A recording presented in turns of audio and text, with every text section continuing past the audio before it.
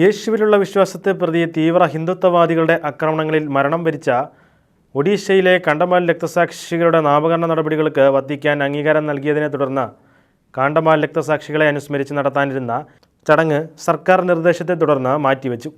ഭരണകൂടത്തിൻ്റെയും പോലീസിൻ്റെയും രാഷ്ട്രീയക്കാരുടെയും നിർദ്ദേശങ്ങളുടെ അടിസ്ഥാനത്തിൽ പരിപാടി മാറ്റിവെക്കുകയാണെന്ന് Cuttack Bhubaneswar archbishop John Barwa അറിയിച്ചു. 2008 ക്രിസ്ത്യൻ വിരുദ്ധ ആക്രമണത്തിൽ വിശ്വാസത്തിനു വേണ്ടി രക്തസാക്ഷികളായ 35 ദേവദാസന്മാരെ ആദരിക്കുന്നതിനായി ജനുവരി 9 റേക്കിയിൽ നടത്താൻ നിശ്ചയിച്ചിരുന്ന ചടങ്ങിൽ 10,000-ലധികം ആളുകൾ പങ്കെടുക്കുമെന്നാണ് പ്രതീക്ഷിച്ചിരുന്നത്. ഏപ്രിൽ മെയ് മാസങ്ങളിൽ താൽക്കാലികമായി ഷെഡ്യൂൾ ചെയ്തിരിക്കുന്ന തിരഞ്ഞെടുപ്പിന് രാജ്യം തയ്യാറെടുക്കുന്നതിനാൽ പരിപാടി നടത്താൻ ഇത് ഉചിതമായ സമയമല്ലെന്നാണ് ഭരണകൂടവും ഉന്നത പോലീസ് ഉദ്യോഗസ്ഥരും പറയുന്നത്.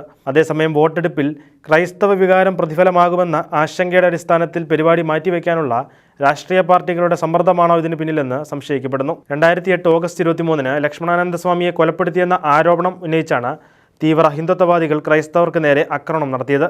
100-ലധികം ക്രൈസ്തവർ കൊല്ലപ്പെട്ടു. 6,000 വീടുകളും 300 ദേവാലയങ്ങളും അക്രമ സംഭവങ്ങളിൽ നശിച്ചു. 56,000 ആളുകളാണ് ഭവനരഹിതരായി മാറിയത്. ഇത്രയൊക്കെ നടന്നിട്ടും കാണ്ടമാൽ ക്രൈസ്തവർക്ക് നീതി ഇന്നും അകലെയാണ് എന്നതാണ് സത്യം.